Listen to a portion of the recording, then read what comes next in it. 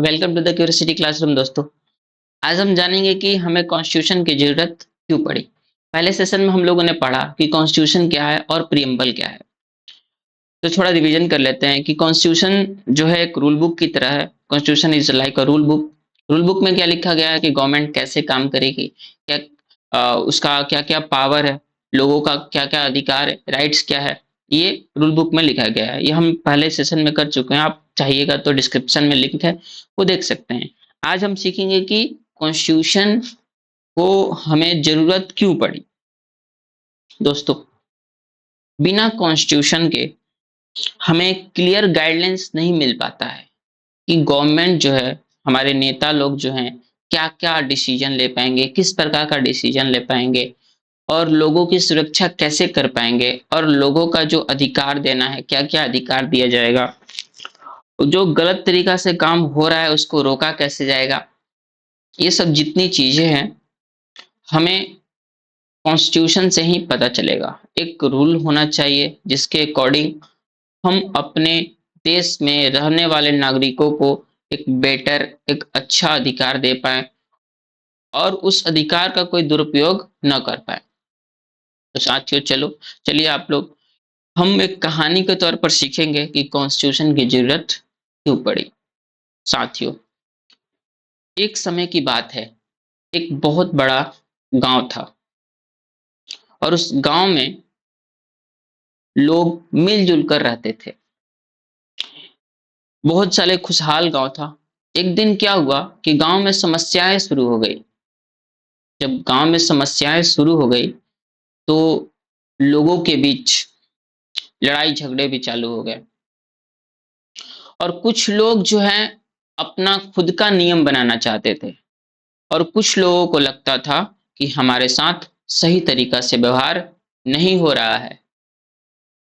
साथियों, जब समस्याएं शुरू हो गई तो लोग जो है खुद से रूल बनाने लगे, खुद से नियम बनाने लगे। कुछ लोगों को लगने लगा कि हमारे साथ व्यवहार अच्छा नहीं हो रहा है।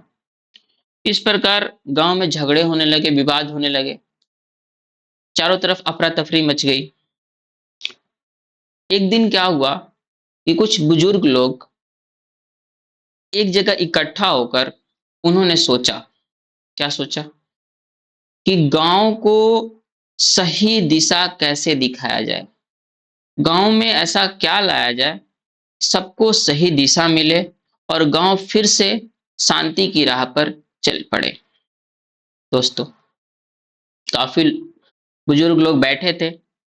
उसमें से एक बुजुर्ग ने कहा कि मैंने बगल में एक गांव है, वहां पर लोग तो बहुत अच्छे से रह रहे हैं, वहां पर तो कोई परेशानी होती ही नहीं है। तो दूसरे बुजुर्ग ने पूछा, ऐसा क्यों, वहां पर विवाद नहीं होते हैं? बुजुर्ग ने बोला, विवाद तो होते हैं, लेकिन वहां पर विवाद होते तो सुलझ जाते हैं। कैसे सुलझ जाते हैं? तो उस बुजुर्ग ने कहा कि उस गांव के लोगों ने अपना एक रूल बुक बनाया है। अपने हर नियम, हर चीज अपनी किताब में लिखा है। उस किताब के अकॉर्डिंग गांव चलता है। दोस्तों, ये सोचकर सभी लोग आश्चर्यचकित हुए। पहले सुने ही नहीं थे कि क्या करना है। गांव को तो ये सोच लिए कि गांव को सही दिशा दिखाना है, गांव में शांति लाना है, लेकिन कैसे लाना है, ये मन उनके मन में विचार दौड़ने लगा। साथियों, एक दूसरे बुजुर्ग ने कहा कि हाँ, मैंने भी सुना है कि दूसरे गांव में इस प्रकार के नियम चलते हैं। साथियों, तो हमें कॉन्स्टिट्यूशन की जरूरत क्यों पड़ी? लोग जो हैं अपने पावर्स को भी नहीं जानते थे। साथियों, इस प्रकार लोग ने क्या सोचा कि चलिए उस गांव में देखने चलते हैं कि कैसे रूल, कैसे नियम चलते हैं। तो वहां पर लोग गए, देखें, समझे।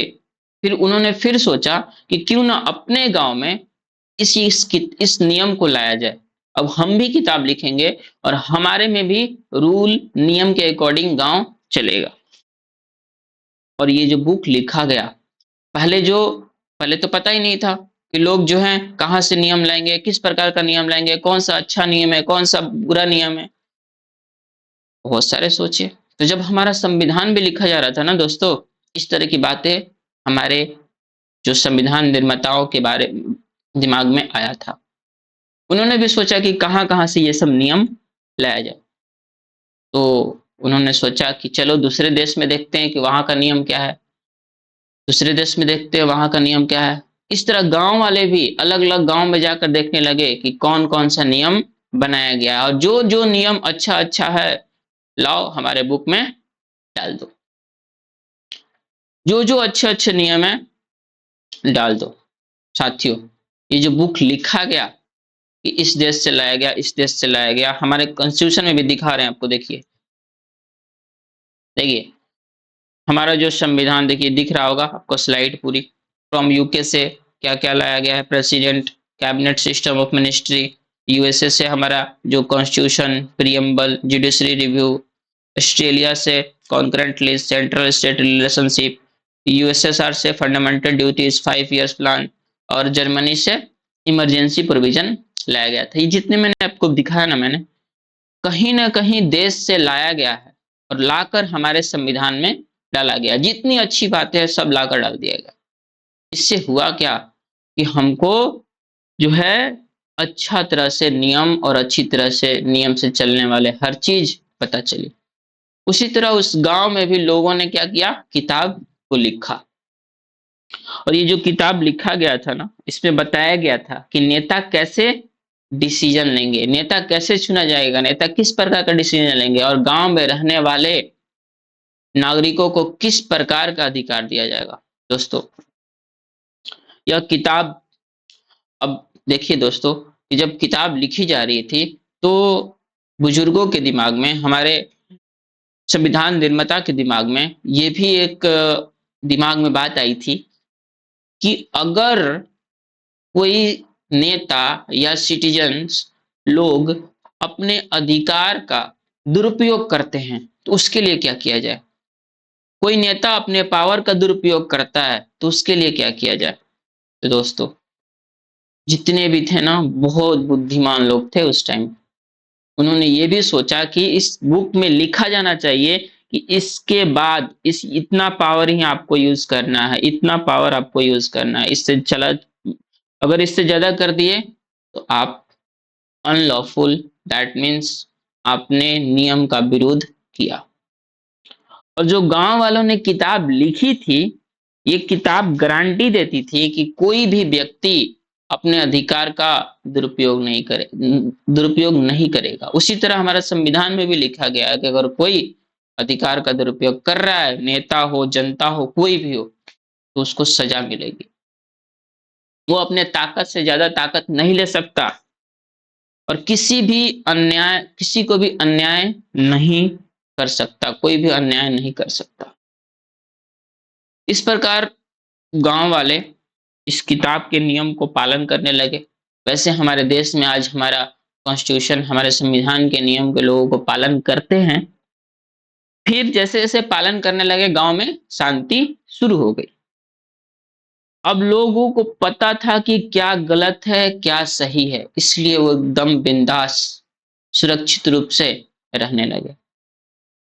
गाँव में फिर से शांति लौट आई। दोस्तों, अब लोगों को पता था कि क्या सही है, क्या गलत है और इस प्रकार सभी गाँव वाले सुरक्षित महसूस करने लगे और एकदम शांति से रहने लगे। क्यों? क्योंकि उनको पता था कि उनके अधिकार सुरक्षित हैं और कोई अपने अधिकार का दुरुपयोग नहीं करेगा, नेता मनमानी नहीं करेगा। इस तरह गाँव में फिर से खुशहाली हो गई। यह जो बुक लिखा गया था गाँव में ना, इसी को संविधान कहते हैं दोस्तों। सबको न्याय मिलेगा, सबको शांति से रहने की आजादी मिलेगी। ये जो बुक शांति से रहने में मदद करती है, सबको न्याय दिलाने में मदद करती है। दोस्तों, हमें कॉन्स्टिट्यूशन की जरूरत क्यों पड़ी, जितनी मैंने बातें बताया इस स्लाइड पे आपको दिख रही है। इन जनरल में बात करें, we need a constitution to govern a country properly. हमें कॉन्स्टिट्यूशन की इसलिए जरूरत पड़ी ताकि हमारा कंट्री, हमारा देश प्रॉपर ढंग से चल सके। The constitution define the nature of political system of a country. Constitution ये भी डिफाइन करता है कि हमारे कंट्री का पॉलिटिकल सिस्टम का नेचर कैसा होना चाहिए। Sometimes we feel strongly about an issue that may go against our large interests. The Constitution help us to guard against this. अगर वाद विवाद होता है, कहीं हमारे साथ दुरुपयोग होता है, दुर्व्यवहार होता है, तो कॉन्स्टिट्यूशन हमारी मदद करता है, गार्ड की तरह वर्क करता है। दोस्तों, हमारी गवर्नमेंट जो है 3 चीजों से मिलकर बनी है, जिसको बोलते हैं all the 3 organ of government: executive, legislature, judiciary. Function with in the constitution. ये तीनों जो ऑर्गन मैंने बताया वो कॉन्स्टिट्यूशन के अंदर, मतलब कॉन्स्टिट्यूशन के अकॉर्डिंग फॉलो करता है। थ्री ऑर्गन ऑफ गवर्नमेंट हो गया।